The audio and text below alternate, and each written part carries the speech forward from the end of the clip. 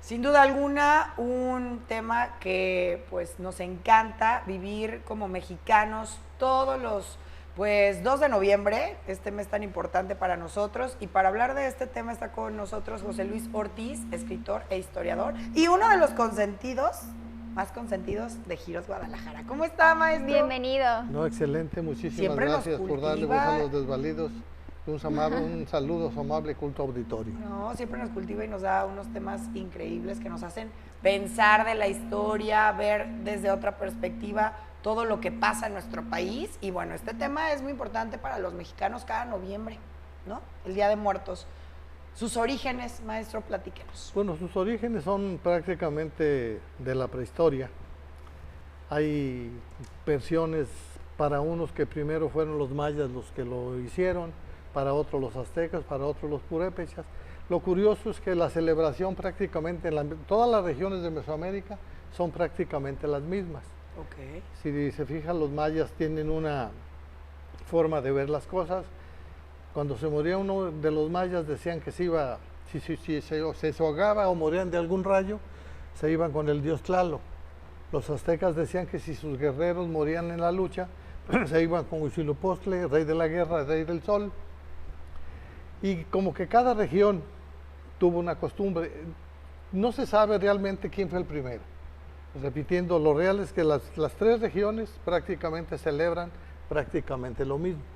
Yo quiero pensar que esto es desde que hubo vida, hubo la tradición de enterrar a los muertos. Claro, que podría parecer un poco extraño el por qué se celebra la muerte. Hace ratito lo mencionábamos, ¿no? Fuera del aire, es el ciclo de la vida, ¿no?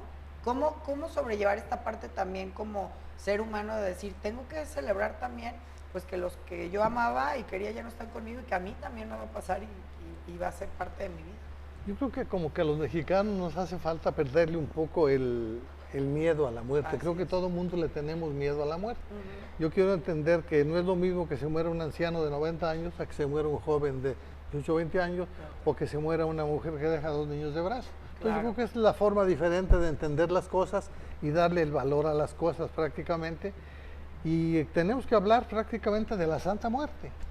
Maestro, decía algo muy importante que era cuando estábamos antes de entrar al aire, que fuimos adoptando ciertas cosas de los españoles, ¿no? Porque vemos los altares de muertos que hay 3 niveles, pero por ejemplo yo había escuchado que sí o sí se tiene que poner agua bendita y un arco que hace referencia como al trascender, ¿no? Pero usted me comentaba que esto lo fuimos adoptando, no era que nosotros los mexicanos desde un inicio el altar era así. ¿Cómo era antes? Mire, son 2 etapas diferentes. La prehistoria pues es prácticamente fuera de la religión católica.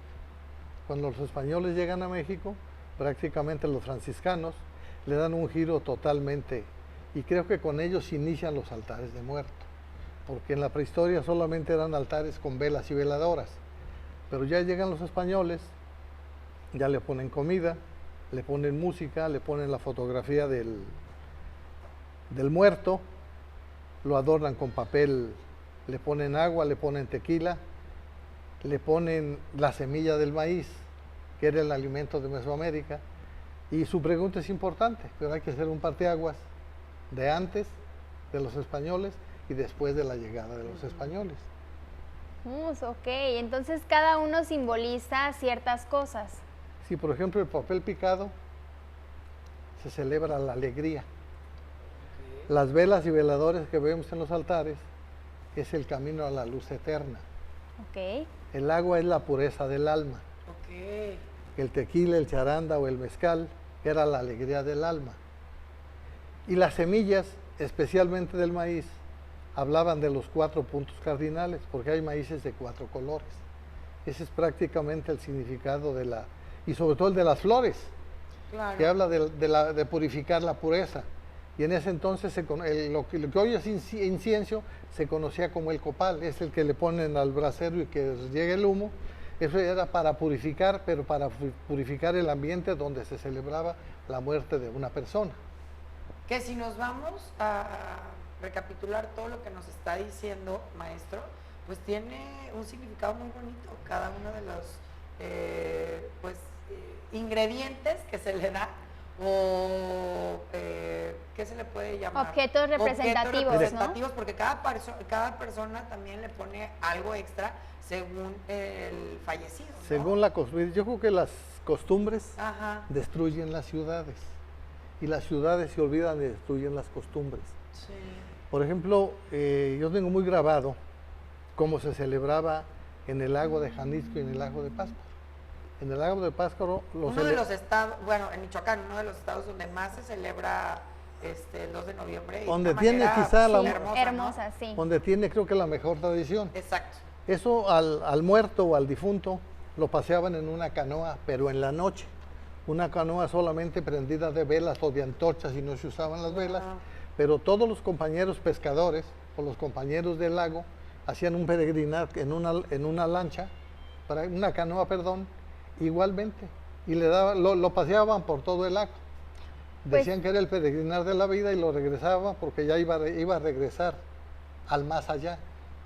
Paseaban por el lago que era para purificar el alma, para que el alma llegara al retorno del cielo, del universo, del sol o de la luna. Pues estas tradiciones, fíjate que nos hacen sentir muy orgullosos porque a comparación del Halloween, que no es una tradición de nosotros, es de Estados Unidos, vemos esta comparación y es muy bonita. Ahora, hablando de Halloween, que lo estás diciendo usted, maestro, ¿cómo llega esta dualidad?